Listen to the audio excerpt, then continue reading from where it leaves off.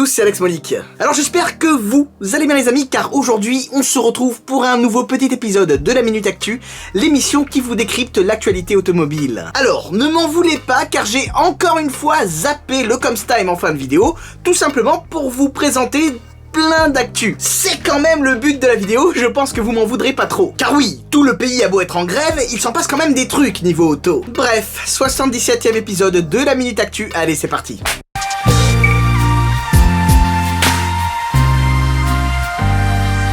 Alors, commençons par prendre des nouvelles de l'Alpine A110, qui, comme vous le savez déjà, a dépassé les 5000 exemplaires produits et a lancé également un nouveau modèle, l'Alpine A110S. Mais, tout ne semble pas si rose, car en effet, l'entreprise diepoise va baisser sa production dès janvier 2020. Elle va même la diviser en deux, de 15 à 7 voitures produites par jour. Alors oui, j'imagine que vous vous demandez pourquoi. Eh bien, tout simplement car la berlinette moderne se vend moins bien. Alors je vous rassure tout de suite, aucun emploi n'est directement menacé selon la direction, donc c'est déjà ça de gagner. Bon, alors, est-ce une bonne nouvelle pour Alpine ou pas? Déjà, un petit peu de contexte.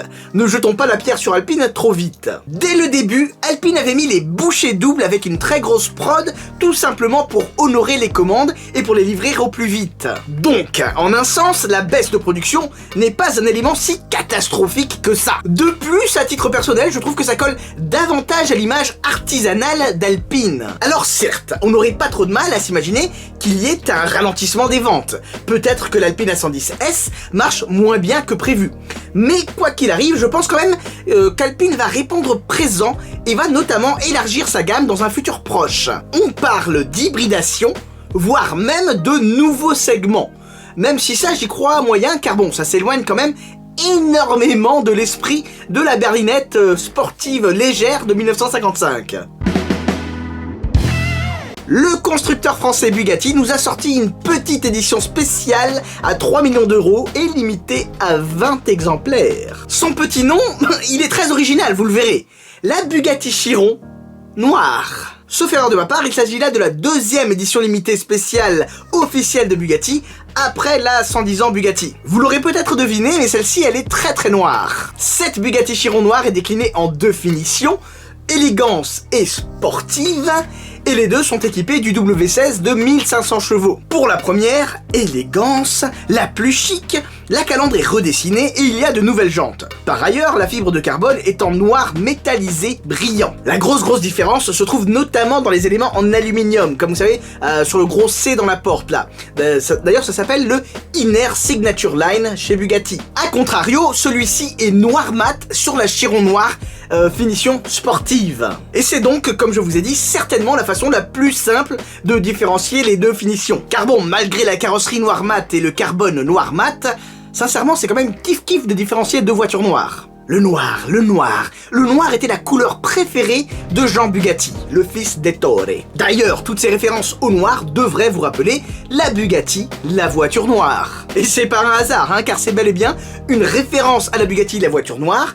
C'est une sorte de Bugatti Chiron noir, pour ceux qui ne peuvent pas se payer la voiture noire. D'ailleurs, vous, je sais pas, mais moi je trouve ça un petit peu bof, ça fait un petit peu genre haha, tu peux pas te payer la voiture noire, donc voici la Chiron noire, un truc qui ressemble un petit peu si tu veux. D'autant plus que bon, à titre personnel, je n'ai jamais été très fan de ces éditions limitées qui sont si simplistes, car bon, on parle de Bugatti, et lorsque tu peux pousser la personnalisation à son paroxysme, vous, je sais pas, mais si je pouvais commander ma Bugatti, eh bien j'aimerais choisir absolument tout.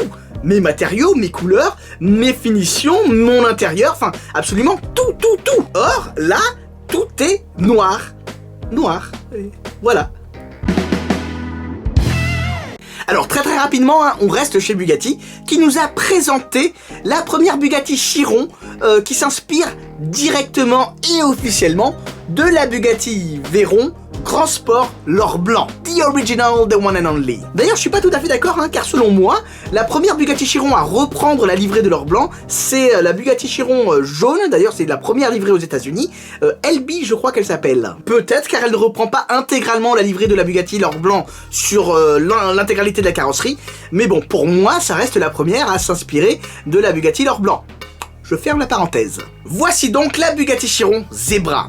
L'auto est bicolore, Titanic Blue et Gunpowder Grey, poudre de canon grise. C'est sympa comme nom quand même, enfin bref. Bon, ça n'égalera jamais l'original, hein, jamais ça n'égalera l'or blanc, mais c'est pas mal du tout, hein. D'autant plus que bon, je vous parlais de personnalisation Bugatti. Bah là, oui, quand même, c'est un peu osé et différent, même si c'est une livrée connue. D'ailleurs, je trouve ça marrant de voir à quel point la Bugatti l'or blanc est devenue presque une marque chez Bugatti.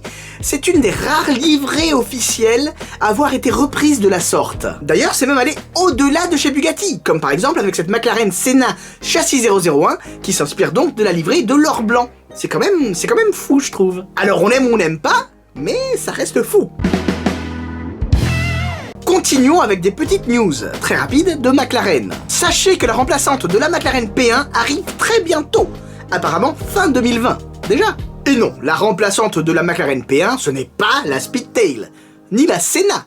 Pourquoi vous pensez ça? Alors, McLaren annonce d'ores et déjà plusieurs éléments caractéristiques pour sa nouvelle P1, pour la remplaçante de la P1. A commencer donc par une nouvelle plateforme, une transmission intégrale et, bien évidemment, l'hybridation. Pas de quoi avoir les yeux qui sortent des orbites, si ce n'est cette histoire de transmission intégrale qui est un petit peu intéressante, hein. Mais bon, connaissant les ingénieurs de McLaren et les prouesses qu'ils sont capables de faire, je m'inquiète pas trop et ça, je suis plutôt même curieux de voir ce qu'ils vont nous proposer. Des paris sur les noms? Allez, je lance les paris. McLaren P2. Sinon, de façon générale, McLaren de façon générale, eh bien, ils vont aborder l'électrification à faible allure, hein, ils vont prendre leur temps. En revanche, toute la gamme aura une motorisation hybride dans 3 ou 4 ans. Puisque l'on parle de la gamme de McLaren, eh bien, sachez que l'entrée de gamme du constructeur, eh bien, bénéficiera d'un nouveau V6. Tandis que le haut de gamme, les Ultimate Series et compagnie, eh bien ils auront un V8. McLaren a dit qu'il conserverait le V8. Alors j'espère quand même qu'ils vont le changer ou tout du moins le faire évoluer, car bon, vu les soucis chroniques du bousin, vaudrait mieux quand même. Puis bon, vous allez être content, McLaren l'a confirmé, ils ne vont pas céder à la tendance du SUV. Il n'y aura donc jamais de SUV McLaren. Enfin, dans un futur proche. Ouais, vous êtes contents, hein? Puis sinon, nous avons également les deux nouvelles versions de la McLaren Senna en hommage à Ayrton Senna. On connaissait déjà la jaune et verte, offerte à Bruno Senna, et voici donc la rouge et bleue et la rouge et blanc. Alors c'est juste 3 éditions spéciales, hein, en plus des 500 Senna produites. Vous, je sais pas, mais moi je trouve ça quand même plutôt sympa. Notamment la Senna avec ses couleurs brésiliennes, la moins discrète des 3. C'est franchement celle qui, selon moi, incarne le plus en fait Ayrton Senna. Je ne me l'explique pas, c'est comme ça. Nous avons du nouveau du côté de Peugeot et de son engagement en Hypercar Le Mans. Je n'ai pas eu le temps de vous le dire, mais le nom de la fameuse série qui remplace les LMP1 a été officialisé. Il s'agit des Le Mans Hypercar. Très original tout ça, vous trouvez pas? Bon, Peugeot était censé nous donner des news en 2020, mais ils n'ont pas pu s'empêcher de lâcher le morceau. Peugeot Sport s'allie donc avec Rebellion pour construire leur Hypercar hybride. Rebellion Racing, c'est quand même une pointure dans le monde de l'endurance, donc Peugeot s'est plutôt bien entouré pour son retour en 2022. Et ils ont fait cette annonce en illustrant avec cette image-là. Mais calmez-vous, ça ne ressemblera pas à ça. C'est un Photoshop, bien évidemment, mais pour le coup, ils ne se sont pas très foulés chez Peugeot. Car, comme l'a fait remarquer mon pote Julien, ils ont juste retouché le Photoshop du concept L750 Vision Gran Turismo. Donc ne vous attendez pas à ce qu'elle ressemble à ça, hein. C'est juste pour illustrer. Ils vont commencer à bosser sur les grandes lignes de la voiture début 2020. Donc, patience. Et pour terminer très rapidement, parlons de Bentley et de son projet de Speedster. Après Ferrari et ses Monza SP1 et SP2, après McLaren et son Speedster Elva, eh bien voici Bentley et son projet de Speedster. Alors bien évidemment, il n'y a aucune image pour illustrer tout ça, si ce n'est ce Photoshop qui vous donne une idée de la chose. Moi, je dis pourquoi pas? Selon moi, c'est tout à fait dans l'ADN Bentley. Quand bien même de nos jours, on a plutôt tendance à voir des Continental GT et des Bentayga, faut quand même pas oublier que Bentley, ça a du passé sportif. Et c'est plutôt pour les gens aisés qui ont du pognon et qui n'hésiteront pas à mettre du pognon là où il faut. Ce projet devrait donc enrichir la gamme Bentley, qui quand même, à titre personnel, je trouve, se fait un petit peu vieillissante. Apparemment, ce Speedster va s'inspirer du concept Bentley EXP 100 GT, dont je vous ai déjà parlé d'ailleurs, sauf erreur de ma part, hein. Et il serait développé par le département de personnalisation Mulliner du constructeur anglais. À prendre avec des pincettes, mais selon certains médias anglais, nous aurions droit à un W12 atmosphérique. Moi j'entends atmosphérique, je signe direct. On parle d'un prix d'1,5 million de livres et d'environ 12 exemplaires. Donc c'est quand même ultra exclusif. Après, ça vaut ce que ça vaut, hein. Le projet n'a pas encore été officialisé, mais voilà. D'ailleurs, peut-être que ce projet ne sera jamais officialisé. Peut-être même qu'il ne verra jamais le jour. Et oui, c'est triste à dire, mais bon, apparemment Bentley en ce moment cherche à s'en sortir coûte que coûte, à dégager des liquidités, car il ne serait pas dans la meilleure des situations. Le monde automobile est ce qu'il est, et la concurrence est rude, c'est cruel, d'autant plus que bon, à titre personnel, je trouve que Bentley a toujours été un petit peu en deçà de Rolls-Royce. Ça n'est que mon avis. Ne serait-ce qu'en termes d'image de marque. Je trouve par exemple que, contrairement à Bentley, Rolls-Royce a réussi à se rajeunir et à parler à une clientèle un petit peu plus jeune. Donc bon, faudrait pas se louper avec ce projet de Speedster, mais je l'applaudis et j'espère qu'il verra le jour.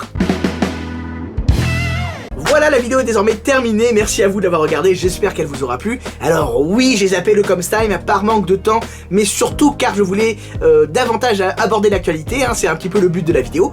Donc bon, n'hésitez surtout pas à la partager autour de vous, à en parler avec vos potes, hein, commentez, exprimez-vous, dites-moi vos avis, qu'est-ce que vous pensez de toute cette actualité, exprimez-vous dans les commentaires, et moi je vous dis à la prochaine. Mais surtout ne l'oubliez pas, on n'a peut-être pas la même voiture, mais on a la même passion.